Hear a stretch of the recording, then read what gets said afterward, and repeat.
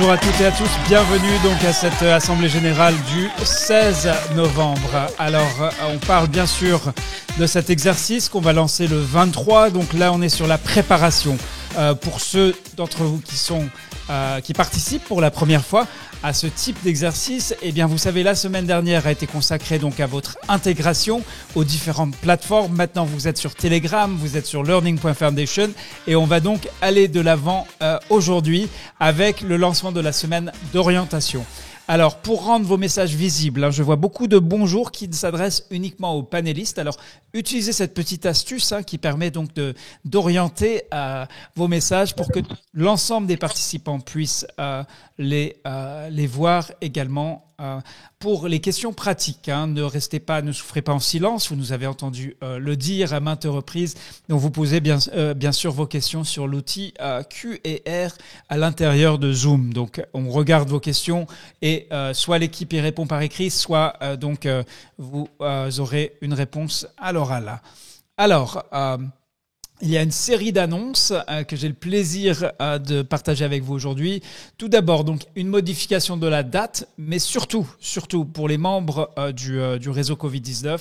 Sachez donc que notre conférence Teach to Reach, donc qui va clôturer en fait une année complète d'activité autour de l'amélioration de la formation dans le domaine de la vaccination, va être très importante pour le réseau Covid-19. Pourquoi ? Parce que les équipes pays seront vraiment à l'honneur de cette conférence. Il y aura seront invités bien sûr les partenaires pays, donc directeur du PEV et équipe centrale, mais aussi les partenaires internationaux, donc Gavi, OMS, UNICEF, ainsi que toutes les organisations comme PAF, GSI et bien sûr la Fondation Gates, à laquelle appartient l'initiative Teach to Reach, en tout cas son origine. Dernier point sur cette conférence, vous serez les premiers à avoir des nouvelles fraîches à ce sujet. Je sais que beaucoup d'entre vous comptent parmi les anciens, donc du programme Teach to Reach niveau 1 et niveau 2. On parlera bien sûr des enjeux très très actuels du Covid, donc de COVAX, ce mécanisme qui doit servir le but de la distribution du vaccin partout dans le monde. Donc ça, c'est la première annonce. Deuxième annonce, vous savez, chaque lundi, nous avons cette assemblée générale. Celle du 23 novembre, va revêtir un caractère particulier. Vous savez que nos assemblées sont centrées sur le partage d'expériences entre les pairs. Là, le 23, on va lancer l'exercice sur l'hésitation face au vaccin et on aura le plaisir de recevoir le professeur Heidi Larson qui dirige le Vaccine Confidence Project et qui est une des personnes à l'origine du terme, du concept pour comprendre ce qui se passait avec la vaccination, sur l'hésitation face au vaccin. Alors, en même temps que Heidi Larson, nous avons invité les experts sur ce thème, qui s'appelle aujourd'hui la promotion de la demande. Enfin, il y a toute une série de termes. On va justement demander aux experts de clarifier quels sont les bons termes à utiliser pour ne pas se tromper. Mais on a invité également nos collègues du siège de l'OMS, du siège de l'UNICEF et d'autres organisations qui peuvent nous éclairer par rapport au concept et ce que nous savons, ce que peut nous apporter la science du comportement, la science, les sciences de la psychologie, de l'anthropologie. Tout cela sera à l'ordre du jour du lundi 23 novembre. En même temps, ce sera la semaine 1 de l'exercice et c'est là où vous mettrez vraiment la main à la pâte pour commencer, pour développer, pour écrire votre étude de cas. Donc là, on vous a demandé de réfléchir. Quelle situation allez-vous choisir ? Donc quelque chose dans votre expérience professionnelle, mais qui vous est arrivé à vous, pas quelque chose qu'on vous a raconté. Mais je vais revenir là-dessus. Et enfin, la troisième et la plus belle annonce, vous connaissez notre équipe de choc, Alain Blaise, Charlotte et Shalini, et c'est vraiment avec un très très grand plaisir que je suis le premier qui souhaite remercier le docteur Alain Blaise Tatsinku qui nous a rejoint en 2018 avec le premier cours SPMVS qui a ensuite accompagné vraiment au sens propre des milliers de scolaires pendant 2 ans Et j'ai le plaisir donc de vous annoncer que nous allons tenir donc son pot de départ. Il vient d'être nommé donc au sein de JSI en tant que Technical Officer, Senior Technical Officer, sauf erreur de ma part. Et donc on vous invite vendredi 20 novembre à 15h30 à lui dire ce n'est pas au revoir véritablement. Il ne fera plus partie de notre équipe comme auparavant, mais peut-être fera-t-il le choix de rejoindre les accompagnateurs. Alain, comment ça va? Qu'est-ce que tu souhaites nous dire, sachant qu'on te demandera bien sûr un discours officiel vendredi. Mais qu'est-ce que tu souhaites est-ce que tu souhaites partager avec nos confrères et consoeurs du réseau Covid-19? Bonsoir Reda, bonsoir à tout le monde. Bon après-midi. Voilà, moi j'ai pas vraiment de mots pour parler. Pour dire quelque chose, en fait, en ce moment, je crois que vendredi, on aura le temps d'en parler. Mais seulement, je suis content de te remercier, toi, toute l'équipe scolaire, Charlotte et tous ceux-là qui sont dans l'ombre. Ça a été vraiment magnifique aussi, la partie OMS, Genève, tous les collègues qui ont… Voilà, le bébé est né, il ne cesse de grandir, il devient de plus en plus grand. Il y a maintenant une communauté grande. Remerciements à tous les accompagnateurs, que j'ai accompagnés moi-même et qui maintenant se portent volontaires pour accompagner. On a créé quelque chose, Reda, il naît en fait, on est au début de quelque chose dans le monde de la vaccination, c'est une grosse communauté. Moi, je vais pas loin, je reste dans la vaccination, le système de santé, on est toujours ensemble, quel que soit l'endroit où on sera, on sait ce qu'on a fait, on sait qui on est, on sait ce qu'on veut. Et ça fait vraiment plaisir de voir tous ces leaders de la vaccination qui ont compris par-delà la technicité, ce qu'on apprend au travail, par-delà ce qu'on fait, la vaccination se fait sur des humains. Du coup, il y a ce que tu as dit, on aura des experts sur le comportement qu'on a, et ça, c'est extrêmement important, et ça s'apprend dans la communauté scolaire, où on se respecte soi-même et on apprend à respecter les autres. Donc, merci beaucoup, Reda, et vraiment, on est ensemble, et on reste encore ensemble, et… Alors voilà. Tu seras bien sûr toujours dans la famille scolaire. La question qu'on se pose déjà, c'est est-ce que du coup tu vas rejoindre le dispositif des accompagnateurs? Est-ce que tu vas revenir aux sources? Et c'est comme ça qu'on t'a connu. Hein. Elle a commencé à accompagner des scolaires et c'est là où on l'a repéré. On s'est dit, celui-là, il serait bien dans notre équipe quand même. et l'opportunité s'est présentée. C'est accompagnateur un jour, accompagnateur toujours. Ça s'arrête pas en fait. C'est ce que je voulais dire. Je reste accompagnateur et je serai là. Et la preuve, rendez-vous demain matin avec tous les accompagnateurs pour la session de demain matin. Merci Alain. Eh bien, je vous demande donc une tournée d'applaudissements pour notre cher docteur Alain Blaise Tatsimplou.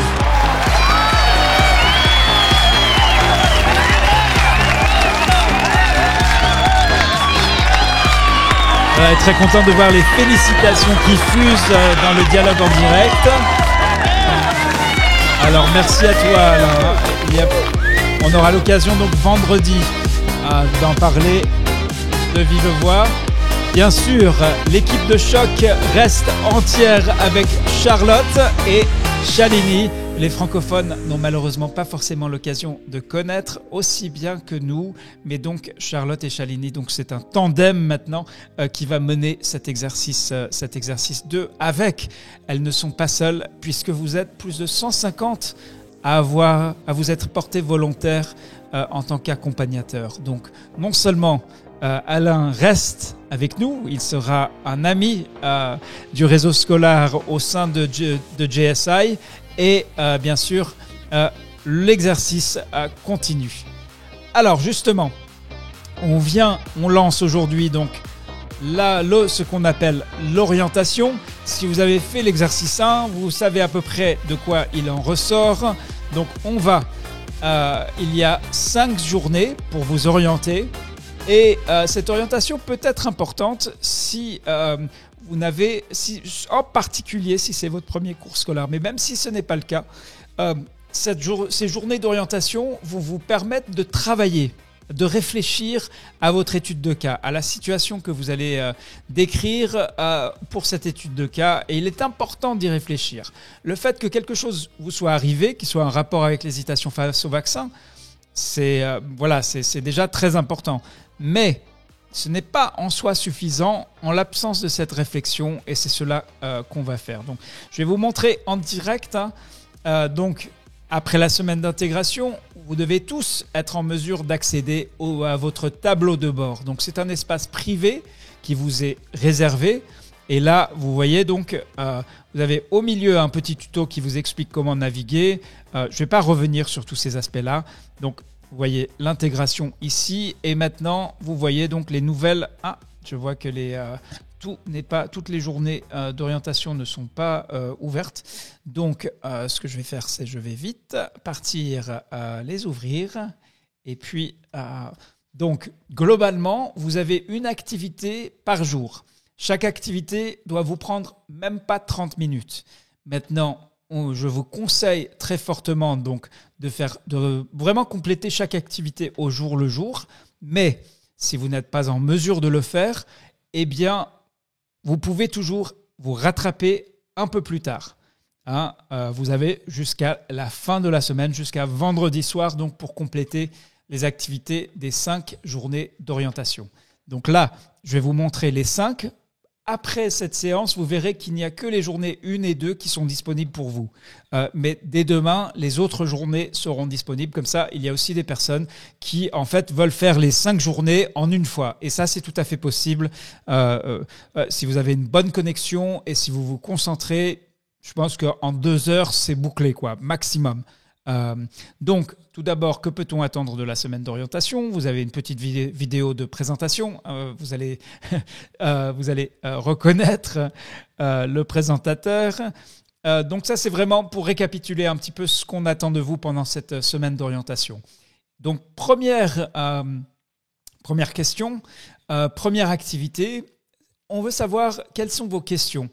Alors, on ne sait plus si on appelle ça hésitation face au vaccin, promotion de la demande de vaccin ou engagement communautaire, mais on se comprend.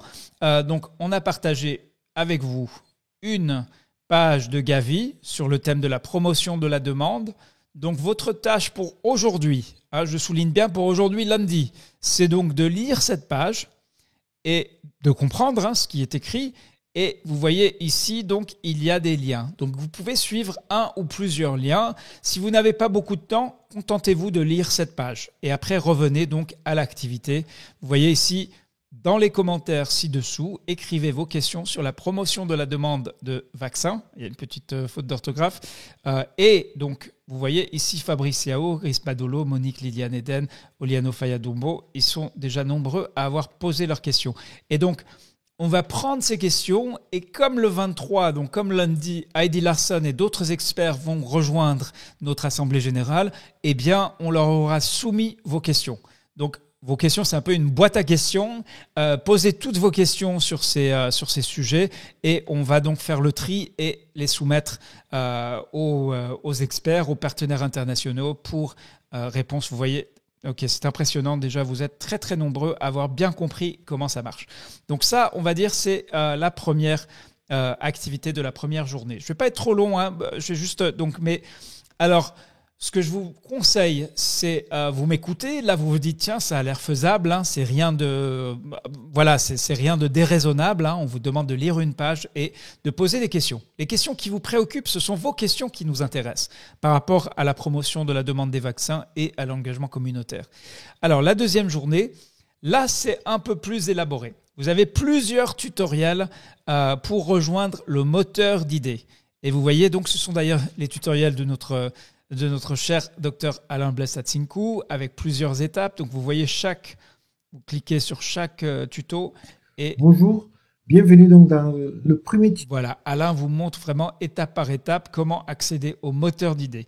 Alors, le moteur d'idées, ce qui est intéressant, c'est qu'il est exclusivement réservé aux membres du réseau. Donc, ceux qui ne sont pas membres du réseau ne peuvent pas y avoir accès. C'est donc un privilège des membres.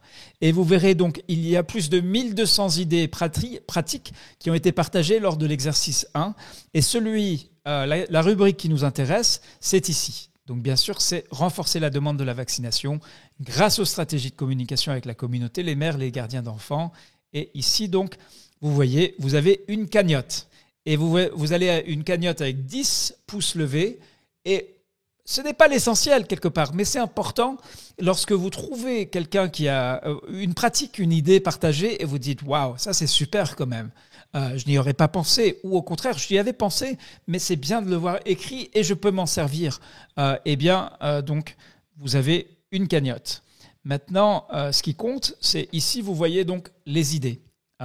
Et on a donc les idées en anglais et en français. Alors, je vais voir sur catégorie. Donc, si vous voulez voir uniquement celle en français, c'est ici. Et vous voyez donc, vous avez plein d'idées. Donc, si je vais regarder, par exemple, hésitation durant la campagne polio dans le district de Yaoundé, eh bien, je viens ici et je vois qu'il y a donc quelque chose de... Ah, d'accord, c'était un test d'Alain. D'accord, je viens de comprendre. On va en trouver une autre. Et ici, je peux donc faire différents tris, et petit à petit, et donc trouver des idées qui m'intéressent. Donc, par exemple, organisation continue de séances de vaccination. Ça, c'est Guillaume Ngoye qui a partagé cette idée. C'est quelque chose qu'il a fait, donc c'est une expérience. Ça s'est passé à Kinshasa, ou en tout cas en RDC. Et donc, vous avez ici le détail de chaque idée pratique. De nouveau, c'est du temps de lecture, mais ce n'est pas du temps perdu parce que cela ne peut que nourrir votre réflexion. Et donc, vous aurez dès la deuxième journée, mais c'est d'ores et déjà disponible, accès au moteur d'idées. C'est un des privilèges des membres du réseau. Maintenant, pour y accéder, pour bénéficier de ce privilège, eh bien, regardez impérativement les tutos vidéo ci-dessous. Sinon, vous risquez de vous retrouver bloqué. Alors, on est toujours sur la semaine d'orientation qui est découpée, elle, en journées. Vous vous souvenez, pour l'intégration, on avait des étapes, des étape 1, étape 2. Là, on a structuré ça par journée. N'ayez crainte, si aujourd'hui vous n'arrivez pas à faire la journée d'orientation 1, vous pouvez vous rattraper demain. Donc, le mercredi va se passer quelque chose de merveilleux. On appelle ça le café à distance. Tous ceux qui l'ont vécu vous le diront. C'est quelque chose de remarquable parce qu'on vous jumelle de manière aléatoire avec quelqu'un d'autre dans le réseau. Et il y aura quelqu'un d'autre qui va être jumelé avec vous. Donc, vous avez la possibilité d'être contacté et d'être contacté par 2 personnes du réseau pour avoir un échange cordial, informel, social. Bien sûr, on vous demande de contacter, donc de faire le point. Quelle est la situation que vous allez décrire dans votre étude de cas? Si vous n'avez pas encore choisi, alors faites-le parce que dès lundi, vous allez commencer le travail de rédaction, proprement dit. Et donc, on vous explique tout ceci, tout est expliqué ici. Et ce qui est très, très important, c'est lundi midi au plus tard, compléter, il y a un petit questionnaire où vous allez nous raconter comment s'est déroulé votre café à distance. Et on vous demande de remplir ce questionnaire même si vous n'avez pas été mis en contact. C'est très, très important. Donc voilà un petit peu ce que vous allez faire mercredi. Ce sera disponible à partir de demain en fait. Mais de nouveau, la structuration, c'est un élément clé de l'apprentissage à distance. Et donc, c'est pour cela qu'on découpe les activités par petits bouts comme cela. 4e journée d'orientation, là, on entre en matière sur le sujet. Donc, sur la réflexion, quelle différence fait cette pandémie par rapport à l'hésitation face au vaccin? Et donc, vous avez choisi votre situation que vous allez décrire dans votre étude de cas. Eh bien, on vous demande si la situation choisie s'est déroulée pendant la pandémie, est-ce qu'elle aurait été différente avant la pandémie? Si oui, comment? Et si, au contraire, il s'agit d'une situation donc, que vous allez décrire dans votre étude de cas avant la pandémie, alors là, voilà, si la même situation devait surgir pendant la pandémie, qu'est-ce qui serait différent? Et de nouveau, ici, on vous demande de dire quelque chose, mais c'est surtout pour partager vos réponses aux questions ci-dessus. Donc ça, vous aurez à le faire donc jeudi, mais vous pouvez bien sûr, donc on est ici, journée d'orientation 4, mais vous pouvez, dès demain matin, cette journée d'orientation 4 sera disponible. Donc si vous avez, par exemple, vous avez bloqué le mardi soir pour travailler sur le réseau Covid-19, sur les activités de l'exercice, vous pouvez tout faire en une fois ou alors faire par petits bouts comme on vous le suggère. Et enfin, donc la journée d'orientation 5, c'est là où vous allez accéder à la grille critériée. C'est le sésame pour le reste de l'exercice. Si vous ne récupérez pas cette grille critériée, vous ne pourrez pas avancer, vous ne pourrez pas aller plus loin. C'est la clé qui vous ouvrent la porte de l'exercice. Pourquoi ? Parce que ce sont les instructions qui vous décrivent, qui vous expliquent ce qui doit se trouver dans votre étude de cas. Donc, toutes les instructions qui concernent l'étude de cas que vous allez développer et relire avec vos pairs, eh bien, vous les aurez dès le vendredi, donc dès la journée d'orientation 5, peut-être même avant. Mais là, en l'occurrence, je ne pense pas parce qu'elle est en cours de relecture par les experts. On recueille encore des avis pour faire vraiment la meilleure grille possible. Et donc, à partir de là, vous aurez les 4 semaines de l'exercice donc qu'on va vous expliquer, qu'on va lancer donc le 23 novembre en présence donc des experts et des partenaires internationaux que nous avons invités. Donc voilà un récapitulatif de la semaine d'orientation. C'est peut-être un peu, pour ceux qui connaissent, déjà qui comprennent comment ça marche, c'est laborieux. Donc je vous remercie de votre indulgence. Je vois également qu'il y a 2 questions. Alors, l'équipe des accompagnateurs, d'accord, c'est un bonjour et une demande par rapport Alors, pour Issoufou Cabré, je suis ravi que vous nous joigniez depuis Doré au Burkina Faso. Toutefois, le question-réponse est destiné aux questions pour que nous puissions vous apporter nos réponses. Voilà, en gros, ce qui vous attend pour l'orientation. Donc, regardez bien, soyez honnête avec vous-même, regardez bien votre calendrier. On ne fait pas ces activités par hasard. Ceux qui les réalisent, ceux qui les complètent, en général, terminent l'exercice. Ceux qui passent à côté, qui se disent « Ah, j'ai pas vraiment le temps cette semaine et tout ça », il est rare qu'on les retrouve à la fin de la semaine 4. Donc, je vous encourage à vous y atteler tout de suite.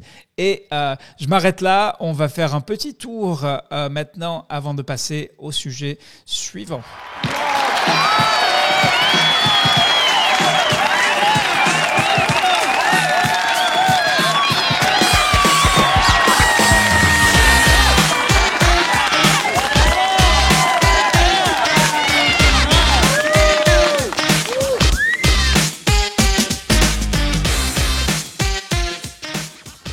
Voilà, alors comment développer votre étude de cas du fait du caractère exceptionnel de l'Assemblée Générale du 23 novembre, donc où nous aurons, on l'espère, une ou plusieurs présentations donc d'experts internationaux sur le thème de la promotion de la demande, sur le thème de l'hésitation face au vaccin. Je vous présente un petit peu en avant-première ce qui concerne en fait la semaine 1 lorsque vous allez rédiger votre étude de cas. Donc là, nous sommes pour l'instant sur la semaine d'orientation. Pour Abdourahmane Soumana qui demande est-il possible de retrouver les enregistrements de cette réunion ? Eh bien, je vais vous donner une réponse immédiate. Vous voyez ici, lorsque vous accédez au tableau de bord, Abdourahmane, vous avez l'enregistrement des séances. Donc tout y est. Vous ne pouvez pas louper. Donc ici, il y a les séances d'action et de partage d'expérience qui vont commencer, je crois, cette semaine, et les séances de soutien des accompagnateurs. Tout est là. Voilà. J'espère, Abderrahmane, que vous avez accès au tableau, au tableau de bord pour y aller. Alors, qu'est-ce qu'on vous demande ? En quoi va consister donc cette étude de cas ? Qu'est-ce que vous allez faire exactement ? Alors, la clé, vous l'avez entendu plusieurs fois, si vous avez participé de manière régulière, c'est vous choisissez un moment où vous avez aidé un individu ou un groupe à surmonter sa réticence, son hésitation ou sa peur face à la vaccination. Alors, initiale ou pas. Qu'il s'agisse de vaccination de routine, d'une campagne ou de l'introduction d'un nouveau vaccin. Alors, en préambule, donc on a fait ce choix. Vous pouvez nous raconter ce que vous voulez. C'est votre expérience, donc c'est vous qui savez ce qui s'est passé. Pour autant, cela évidemment implique que nous ne sommes pas en mesure de nous porter, de dire si votre expérience est valable ou pas, si elle s'accorde ou non avec les recommandations de votre ministère ou des partenaires internationaux, si elle est éthique, si elle pose question ou pose problème. Donc, on vous appelle à votre responsabilité. Et il y a d'ailleurs une partie de l'étude de cas où on va vous demander de réfléchir et vous nous donnerez votre avis. J'ai fait ceci dans le cadre d'une situation donnée. Est-ce que mon action, mes agissements, mon comportement pose des questions éthiques, s'accorde avec les recommandations ? Enfin, il y a toutes sortes de questions.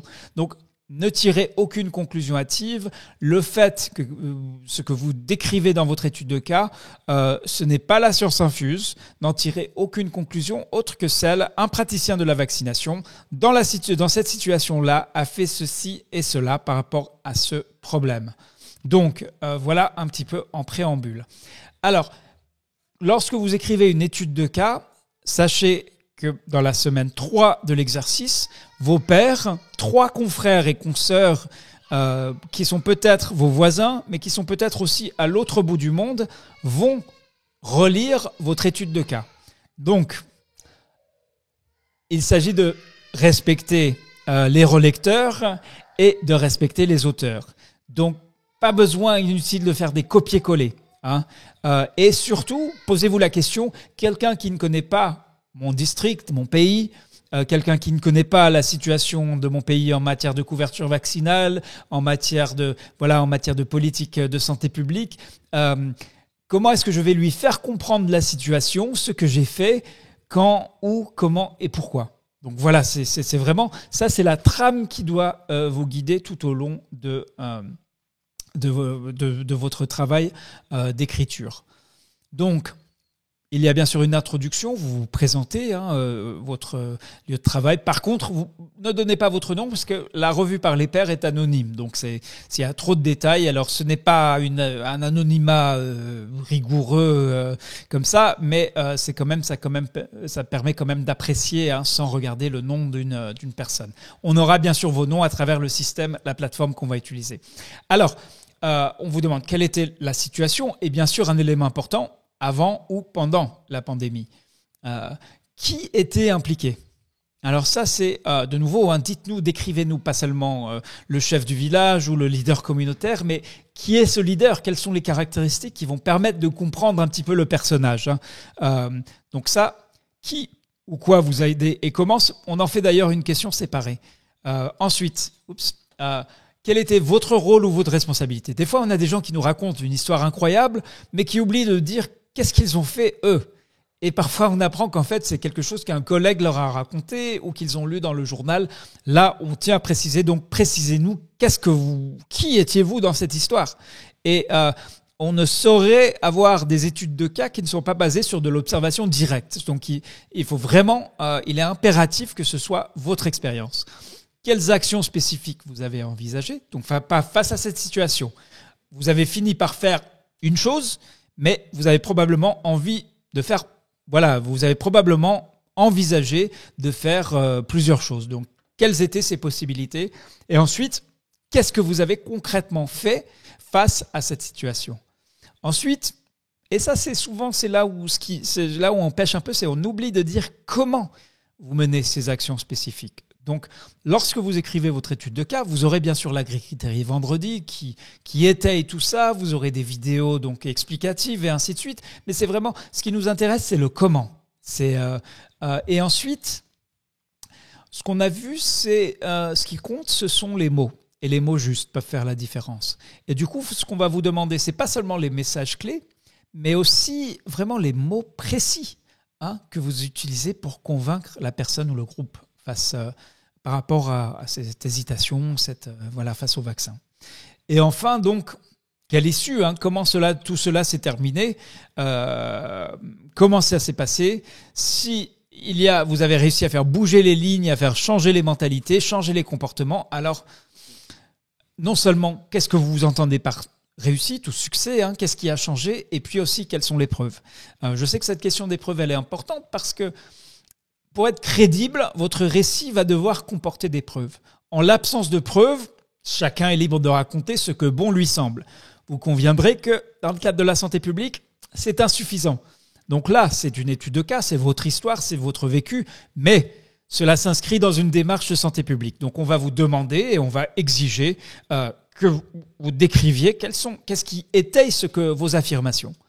Et enfin, donc qui ou quoi vous a aidé ? Donc on répète la question parce que cette question, lorsqu'on parle du résultat, est importante, revêt un autre caractère. Y a-t-il quelque chose qui vous a surpris ou qui était inattendu ? Parce que lorsqu'on entend des récits, il y avait une réticence, j'ai parlé avec le chef et ça s'est débloqué.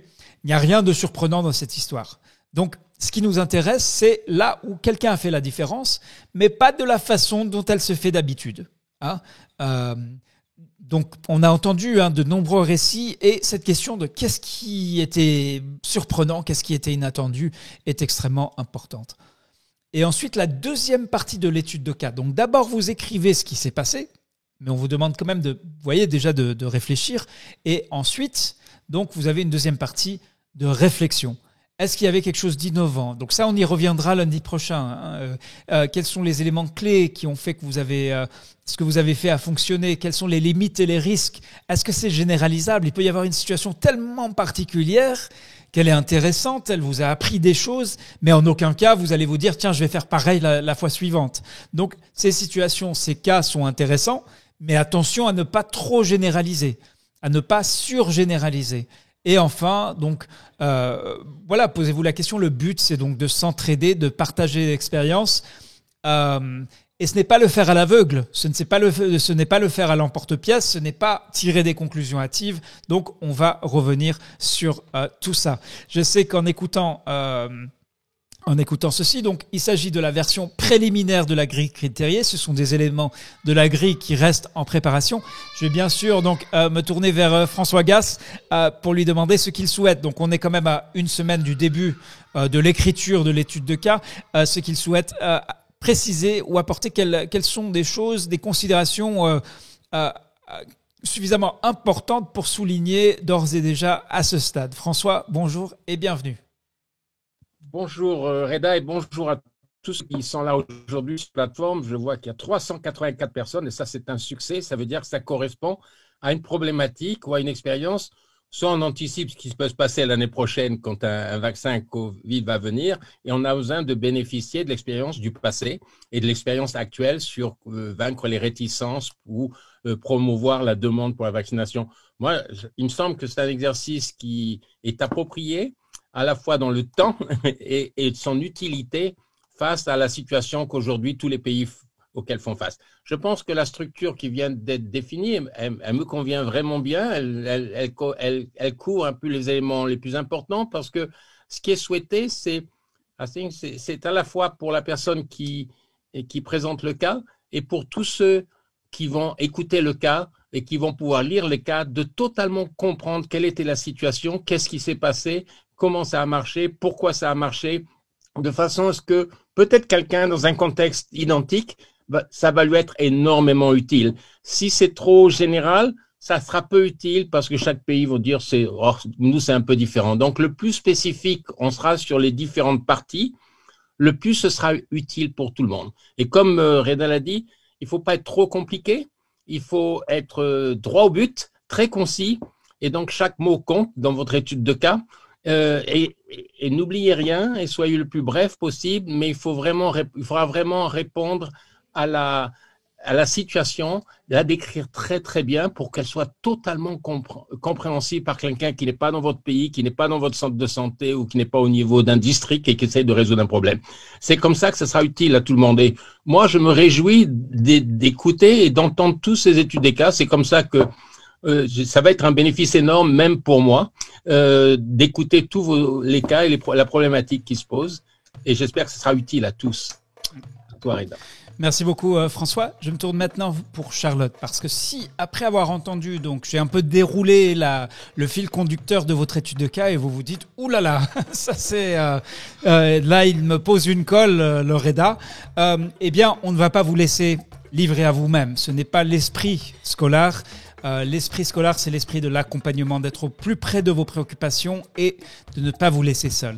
Et du coup, le docteur François Gass, avec Charlotte Mbou, organise dès demain, donc chaque mardi et chaque jeudi, des séances d'action et de partage d'expérience. Je vais laisser donc honneur à Charlotte de vous les présenter et de vous expliquer de quoi il s'agit. Donc si vous êtes ici aujourd'hui le lundi, alors ces séances sont facultatives, mais elle va vous le dire...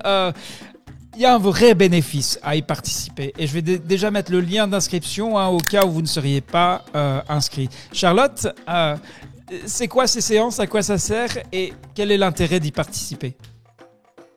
Ok, merci Reda, une fois de plus, bonjour à toutes et à tous.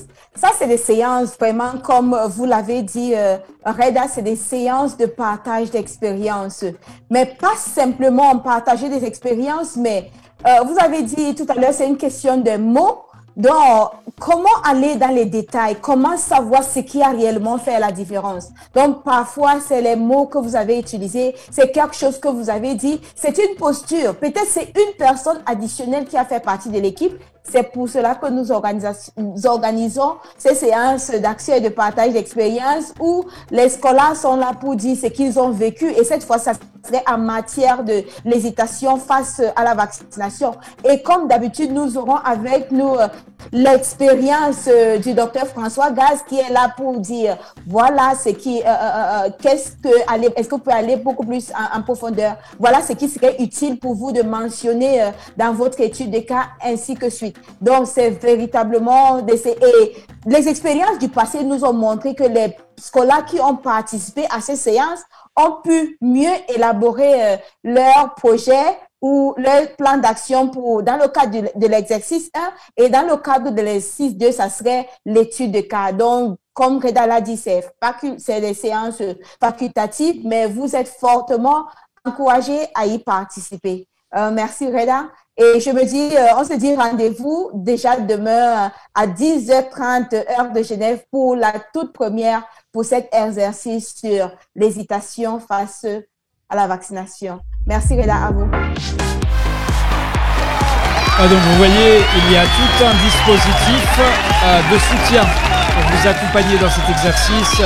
Il ne s'agit pas, sinon on vous enverrait un mail, on vous demanderait votre étude de cas et l'affaire serait bouclée. Mais là, il y a un soutien, il y a un accompagnement et surtout l'apprentissage se fait à distance en relation avec d'autres. Et vous avez été nombreux cette dernière semaine, pendant la semaine d'intégration, à rejoindre donc les accompagnateurs. Je rappelle donc les accompagnateurs aussi. Alors eux, c'est carrément des séances quotidiennes du mardi au vendredi, tous les jours à 9h30. Donc ne confondez pas ce que proposent Charlotte et François. Donc là, il s'agit vraiment de discuter du contenu d'une étude de cas et de réfléchir ensemble pour vous aider à renforcer l'étude de cas que vous rédigez. Mais si vous avez encore des problèmes avec la plateforme, avec l'accès à Learning.Foundation, les séances quotidiennes des accompagnateurs continuent. Deuxième méthode, donc à l'intérieur du tableau de bord, vous pouvez envoyer une demande d'aide. Et enfin, vous pouvez également contacter les accompagnateurs directement sur Telegram. Donc, vous savez, il y a SOS Accompagnateur sur Telegram. Je donne le lien ici. Donc voilà ce qu'on souhaitait vous présenter pour la séance, pour vous tenir à jour par rapport à ce qui vous attend cette semaine avec la semaine d'orientation, donc des activités quotidiennes et le lancement de l'exercice de l'écriture de l'étude de cas, là où vous allez vraiment passer à l'écriture, pas au-delà de la réflexion. C'est donc à partir de lundi et on aura le plaisir d'accueillir donc un certain nombre d'experts, dont Heidi Larson, la directrice du Vaccine Hesitancy Project, qui sera avec nous lundi. Donc voilà, on est à la 37e minute quand même. Il y avait beaucoup d'informations, d'autant plus que la séance de lundi sera exceptionnelle. Donc on ne pourra pas vous détailler donc, le contenu, ce qu'on attend de vous pour l'étude de cas. Vous voyez maintenant les questions. Je vais les poster dans le chat pour tous ceux qui ont des difficultés pour voir ce qui s'affiche à l'écran. Et donc là, je vois 2 mains levées, Marlise et Salifou. Donc, Marlise et Salifou, je vais vous laisser quelques secondes pour baisser votre main au cas où c'était, on va dire, accidentel. Ok, eh bien, on dirait que c'est pour de vrai. Donc, Marlise et Salifou, vous allez être les premiers donc, qui se portent volontaires pour répondre aux questions. Donc, aujourd'hui, la moitié de la séance est consacrée donc à la mise à jour, pour vous tenir à jour, pour vous informer. Et maintenant, cette deuxième moitié va être consacrée au partage d'expérience proprement dit. Donc, Marlise ou Salifou, c'est à vous d'activer votre micro. S'il y a d'autres volontaires, vous levez la main et je viens donc activer votre micro pour vous permettre de prendre la parole. Alors, celui ou celle qui activera son micro en premier. Et il y a également Zulkaneri Alassane, André Sawadogo. Donc j'active tous vos micros et ce sera à celui ou celle qui arrive. Donc il y a une démarche volontaire de votre part. Vous regardez, voilà, Zulkaneri Alassane, bienvenue. Bonsoir, Dr Reda. Bonsoir à tout le monde. C'est Dr Alassane Zulkaneri. Merci, je suis ravi d'être là. J'avais participé à l'exercice 1. Et déjà, je peux vous dire avant de répondre aux questions que ce que vient de dire Mme Charlotte et Dr Gaz, c'est vraiment très important. Nous, en notre temps, on n'avait pas eu d'accompagnateur directement comme c'est fait pour l'instant et pour cette fois-ci. Mais je peux vous dire que le temps que vous allez consacrer à participer à cette séance vous permettra vraiment d'être au pas et surtout d'avoir un travail de qualité. Moi, j'ai eu cette chance au cours de l'exercice 1. Et je crois que j'ai eu même l'occasion de présenter mon travail au cours des Facebook Live à la fin de l'exercice 1. Donc, j'encourage fortement tous les apprenants à y prendre part. Également, avec Dr Alain, où au début, c'était vraiment pas facile d'accéder à Learning Foundation. Donc, je pense que le nœud, c'est surtout ça. Et ceux qui ratent les séances, de pouvoir également participer et de relire surtout les enregistrements dans la nuit. Donc, il faut vraiment avoir un calendrier. Il faut se ménager. Donc, si les heures qui sont là ne vous parviennent pas, faites tout pour que la nuit, en tout cas, trouver un autre calendrier pour pouvoir faire cet exercice. C'est vraiment intéressant et je crois que vous n'allez pas regretter. Alors, par rapport aux questions, je vais aller rapidement. Et pour cette fois-ci, je pense que la situation, c'était vraiment au cours de la pandémie, pendant la pandémie de la COVID-19, il y avait une hésitation à la vaccination dans une commune, dans mon département où je suis, le stade de la vaccination. Et il était question, il y a une vidéo qui a circulé qui faisait état de décès des enfants vaccinés au Sénégal. Donc, cette vidéo a circulé et du coup, les maris sont devenus hésitants à la vaccination, empêchaient aux femmes d'y aller. Et alors, moi, j'ai été informé par le médecin-chef de la commune en question, puisqu'il me disait que les centres de vaccination deviennent de plus en plus vides. Donc, mon rôle en tant que responsable au niveau du département, c'était d'abord, à travers ces données de couverture, d'apprécier ce qui était le cas, et également de demander, parce qu'il y a d'autres responsables à son niveau, et rapidement, avec la COVID, on avait une formation qu'on devait faire au relais communautaire avec l'aide des partenaires. Donc, on a profité de ça en même temps au cours de la formation des relais communautaires, de leur demander de faire également cette sensibilisation de ménage en ménage. Les leaders d'opinion et surtout les leaders religieux avec quelques maris ont été également regroupés pour qu'on leur parle de la vaccination. Une animatrice a été spécialement choisie au niveau du centre de santé pour que les femmes qui viennent avec les démonstrations puissent leur parler. Je peux dire, par exemple, elle était question de leur montrer que la COVID-19, c'est vrai, elle existe et il faut se protéger à travers le respect des mesures barrières. Mais au même moment, les autres maladies continuent toujours sont toujours présentes et continuent toujours pas à faire des dégâts, tels que la rougeole, la méningite et autres. Il fallait continuer la vaccination. Parce que la même période, on avait une campagne de vaccination contre la C8, 8, donc contre la poliomyélite qui était en cours, donc qui nous permettait de leur montrer que si on ne fait rien, la COVID est là, mais les autres maladies risquent de gagner encore de terrain. Donc, avec tout ça, et au cours des CPN également, il était question de préparer les femmes à la vaccination de routine. On leur a montré que c'était des fausses informations qui circulaient. Pour preuve, à l'instant, il n'y avait pas de vaccin contre la COVID-19. Où est-ce qu'un vaccin va quitter et on dira les enfants qui étaient vaccinés au Sénégal ont été tués. Donc, du coup, cette crainte a été vraiment levée et la vaccination de routine s'est bien passée. Également, pour preuve, la vaccination contre CVPD, la commune a été validée à plus de, parce que la couverture administrative après la campagne était autour de 90%, juste pour une autre situation de cible. Mais le monitorage indépendant et le LQS de l'OMS sont arrivés à plus de 95% et la commune a pu valider cette campagne-là. Et les données de la routine également ont beaucoup évolué en temps. Donc, ce qui nous a surtout surpris, c'est l'engagement pris par ces leaders d'opinion dans la communauté qui ont accompagné les autorités locales également au niveau, les autorités politiques et ont également soutenu l'idée. Voilà un peu, sans suivre bien sûr de 1 à 9, ce que j'avais à partager par rapport aux questions qui sont là. Merci, Dr. Reda. Merci beaucoup Alassane Zulkaneri pour vous donner un avant-goût des séances qui vont démarrer demain, de séances d'action et de partage d'expériences qui vont avoir lieu donc chaque mardi et jeudi pendant tout l'exercice. Je vais me tourner vers commençons par Charlotte et on complétera donc avec les commentaires du docteur François Gass. Donc Charlotte Mbeau et ensuite François Gass. Charlotte, si un participant étayait ce qu'on vient d'entendre ici, qu'est-ce que vous allez faire avec François dans le cadre de ces séances 2 fois par semaine? Effectivement, Reda, la première des choses qu'on fera, c'est de prendre les avis des autres qui sont dans la salle. Surtout parce que c'est une rencontre des professionnels de la vaccination de tous les niveaux du système de santé, avec des années d'expérience allant de peut-être moins de 2 ans jusqu'à plus de 16 années. Et donc, du coup, il y a des gens qui auront peut-être vécu quelque chose de similaire que ce que vient de vivre le docteur Alassane.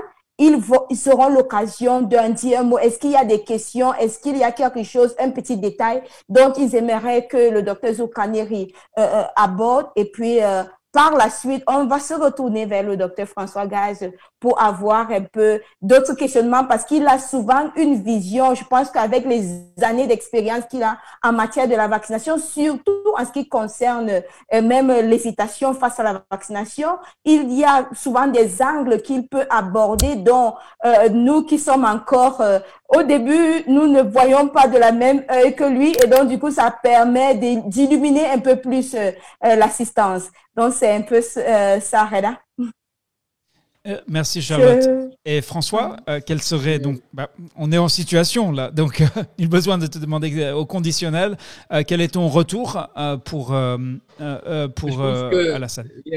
Reda, je pense que Charlotte a couvert un petit peu notre rôle et un petit peu d'aider à comprendre. Et d'abord, je pense que le meilleur, c'est quand les participants à cette session posent des questions pour mieux comprendre les différents éléments de cette étude de cas.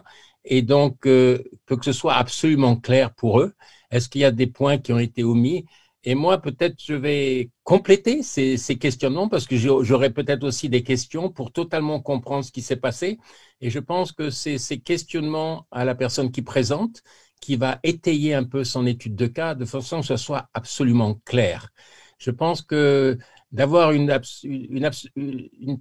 étude de cas absolument claire pour tous, c'est utile à la fois pour celui qui présente et pour ceux qui écoutent. Et donc, le rôle, c'est d'avoir la meilleure, de participer tous ensemble à essayer que les gens qui présentent leur étude de cas fassent la meilleure étude de cas possible, la plus utile possible. Je pense que pour certains qui sont là, c'est peut-être la première fois qu'ils vont faire cet exercice.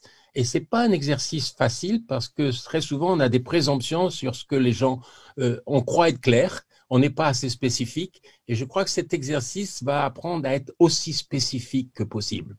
Donc, nos questions ne sont pas des questions d'audit, c'est des questions de compréhension et de façon à vous faire une étude de cas qui soit vraiment, avec les résultats, avec tous les éléments qu'on avait eus, qui soit vraiment aussi clair que possible. Donc, moi, j'attends beaucoup de ces études de cas. Il n'y aura pas beaucoup d'études de cas présentées parce qu'en 30 minutes, le temps est limité, mais il suffit d'une étude de cas bien discutée, creusée en profondeur, avec toutes les questions à la fois, comme le dit Charlotte, d'abord des participants, les miennes après. J'ai vécu des gros problèmes d'hésitation face à la vaccination antitétanique des mamans qui n'étaient pas enceintes, et je pense que c'est l'expérience qui vous enrichit, quoi. Et là, je suis sûr je vais m'enrichir avec vos expériences sur d'autres hésitations. Merci Reda et à tous, à bientôt. Merci François et Charlotte. Et donc rendez-vous demain 10h30 heure de Genève. Si vous n'êtes toujours pas sur quelle heure il est chez vous quand il est 10h30, quand il fait 10h30 à Genève, vous pouvez demander à Google ou utiliser le lien. Donc il y a un petit site qui s'appelle time.is où vous pouvez donc taper une heure et voir l'heure chez vous. Alors, vous vous souvenez, vous avez vu cette diapositive lundi dernier, en principe, chacun, vous avez tous téléchargé Skype. Alors, si ce n'est pas le cas, je vais vous donner l'occasion de le faire maintenant. Donc, à la fin de cette séance, vous allez tous et toutes donc vous rendre sur vos groupes pays, sauf lorsqu'un team leader, sauf pour les équipes pays qui ont déjà des réunions régulières. Et il y a un certain nombre d'équipes pays dont c'est effectivement le cas. Donc j'aimerais demander aux team leaders qui sont présents ou aux points focaux Covid-19 si le rendez-vous Skype n'est pas approprié, donc vous avez déjà une rencontre prévue sur Zoom mais qui est déjà une réunion régulière pour les nouveaux, pour qu'ils puissent rejoindre leur groupe pays, alors n'hésitez pas à lancer dans le chat. Et donc à la fin, à 16h heure de Genève, dans 11 minutes, vous allez tous être invités. Donc, vous avez donc téléchargé la liste la semaine dernière dans le cadre de l'intégration. Vous avez rejoint votre groupe Skype. Eh bien, vous ouvrez Skype en fermant Zoom. Vous fermez Zoom, vous ouvrez Skype. Vous allez sur votre groupe pays et quelqu'un doit démarrer l'appel et vous pourrez ainsi parler en direct avec tous les autres membres de votre groupe de votre pays qui vous auront rejoint Skype au même moment. Donc là, j'ai mis les liens. Je vois une question de Roger Sambou. Donc, pour l'étude de cas, les cas seront donnés et chacun va choisir son cas et faire non. Alors, pas du tout.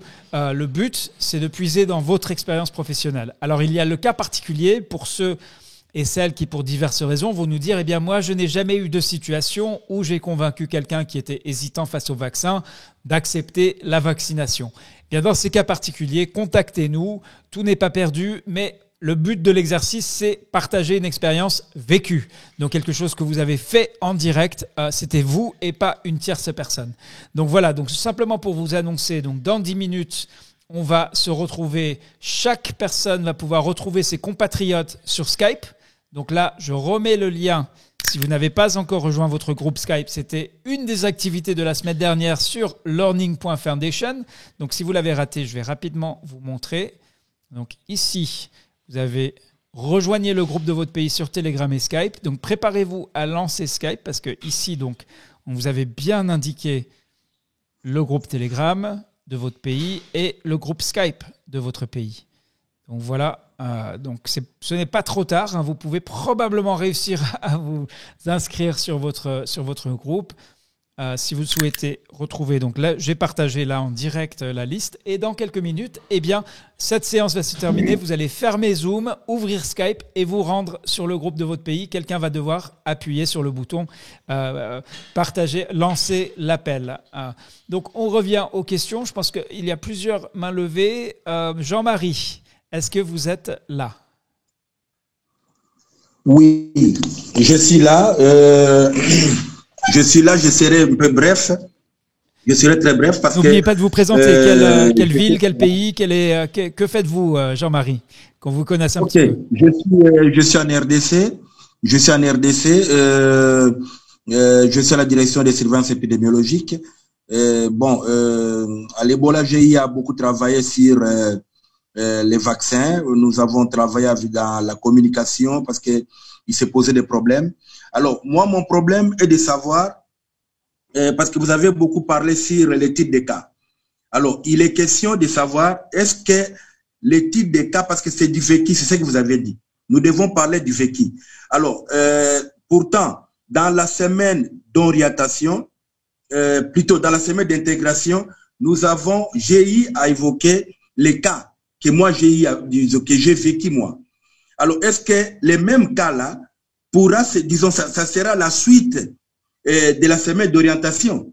C'est ça mon problème. Parce que les cas que j'ai eu à évoquer dans la semaine d'intégration, est-ce que ça sera la suite de la semaine d'orientation? C'est ça mon souci. Oui. Très bonne question, Jean-Marie. Et je vais vous donner je vais vous faire une confidence. En fait, tous ceux et celles, et vous êtes nombreux, qui ont pris le temps de répondre aux questions qui étaient posées, qui sont quasiment identiques à celles auxquelles vous répondez à l'oral aujourd'hui, eh bien, vous avez une longueur d'avance.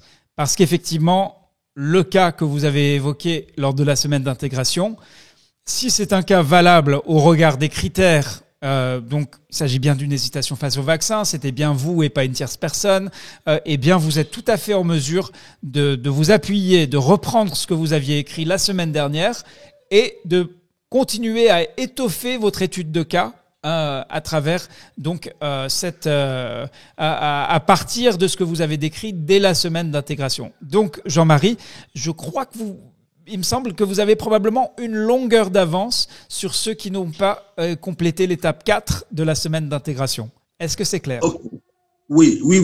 Moi, j'ai eu un accompagnateur, disons, docteur Sekou Ba. C'est lui qui m'a beaucoup aidé, quoi. Il m'a beaucoup aidé et c'est ce qui a permis cette longueur-là. Sekou m'a beaucoup aidé parce que, vous savez, je venais de commencer. Mais avec Sekou Ba, en tout cas, il m'a beaucoup aidé. Dans moins de 45 minutes, j'ai compris beaucoup de choses et cela m'a permis de beaucoup avancer. Voilà, c'était ça. Formidable. Et donc, bravo à Sekou Ba et bravo Jean-Marie. Je rappelle ici donc les séances de soutien des accompagnateurs continuent. Donc, si vous entendez ça et vous dites « Ah moi j'aimerais bien avoir ce soutien, j'ai besoin d'aide », n'hésitez pas. On a l'habitude de dire « Ne souffrez pas en silence » et c'est pour de vrai. Jean-Marie vient d'en témoigner.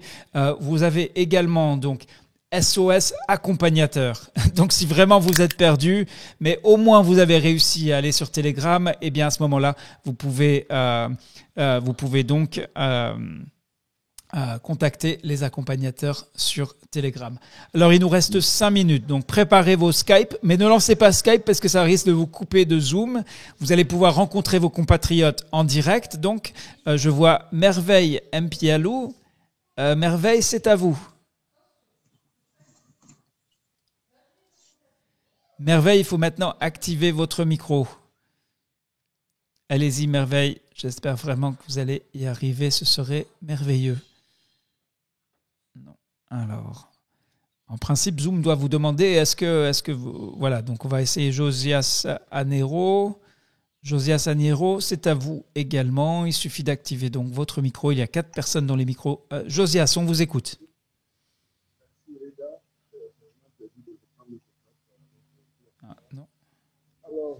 Alors, on a aussi Mariam Deazon. Mariam, c'est à vous.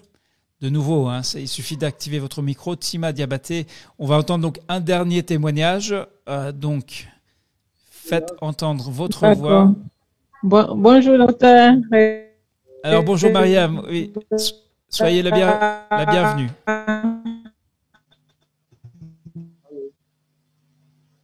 On vous écoute, mais je crois que c'est un peu assuré. Allez-y, Mariam.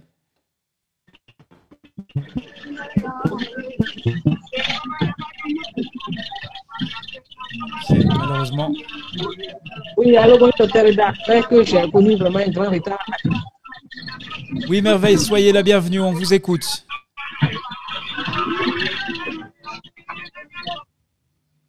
Ah. Ok, donc là on a perdu Mariam. Bon, je crois qu'on va terminer la séance. Josias, est-ce que vous êtes là? On va retenter. On ne lâche rien, on n'abandonne jamais pour essayer d'entendre, de comprendre, de vous donner la parole. C'est vraiment un combat permanent. Alors, Oumarou Monglo, Tima Diabaté, alors et il y a plein de personnes qui ont qui sont en mesure d'activer leur micro, mais malheureusement, chaque personne qui a tenté. Tima Diabaté, c'est à vous. Ah, là. Tima Diabaté, on vous écoute. Votre micro est activé. Non, toujours rien. Alors, je vous invite, avant la séance, vous pouvez vérifier. Zoom a une fonction pour tester, pour vérifier le bon fonctionnement de votre micro, de votre connexion, tout ça. Donc, faites-en bon usage. C'est d'ailleurs quelque chose, on pourrait faire un petit tuto là-dessus. Tima Diabaté, est-ce que vous êtes là? Ok, non, on n'a vraiment pas de chance aujourd'hui. Ce sont des choses qui arrivent. Bonjour Reda. Oui, à qui ai-je l'honneur? C'est Franck Bété, depuis le Bénin. Ok, bonjour Franck. Soyez bienvenue. Quel est votre message pour l'Assemblée aujourd'hui? Je voudrais d'abord saluer tout le monde, vous, François Gass, Charlotte, toute l'équipe, et dire que j'ai pris le train en marche. J'ai suivi l'expérience de Dr Alassane, qui est un compatriote que je connais très très bien. Nous avons d'ailleurs eu l'occasion de nous voir il n'y a pas si longtemps que ça. Et ce que je vais dire, c'est que les hésitations vaccinales revêtent des formes vraiment diverses, avec des causes multiples et variées.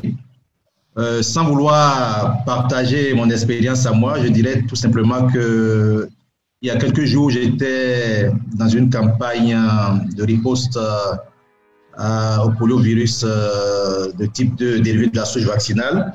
Et j'ai pu me rendre compte que, au nombre des raisons évoquées par les parents, il y en a qui sont tout simples. C'est le fait d'avoir été, par exemple, une fois mal reçu au centre de santé, qui fait que, tout simplement, on rejette tout ce qui est apporté par le centre de santé.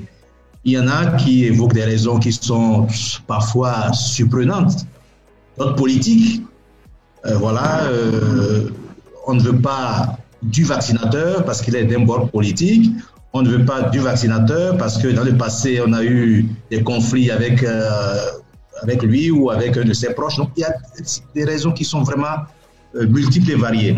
Alors, donc, ce que nous avons dit ou retenu à l'issue de cette campagne, c'est qu'il faille faire une étude vraiment approfondie, de manière à cerner de façon exhaustive les raisons qui expliquent le refus et les hésitations par endroit.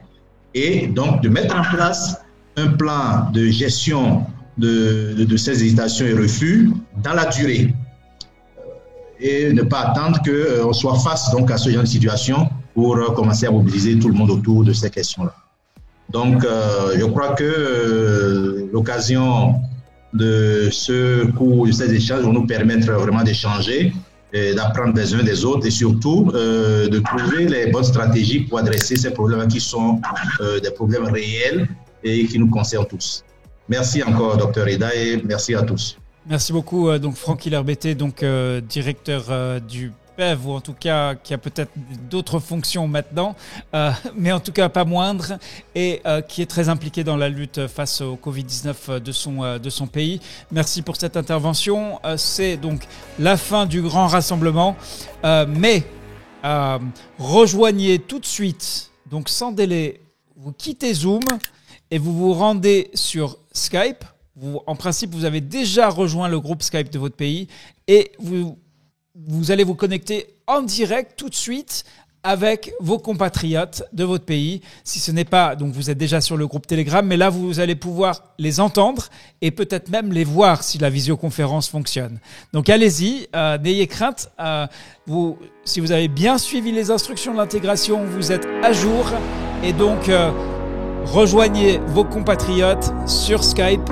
Et on vous retrouve donc tout au long de la semaine, mardi et jeudi, pour les réunions avec François Gass et Charlotte Mbou. Et bien sûr, la séance, les accompagnateurs continuent. Si vous avez besoin d'aide, ne souffrez pas seul.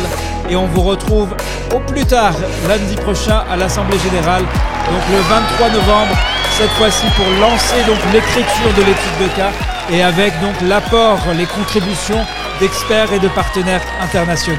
Merci à tous et à bientôt. Très bonne semaine à vous.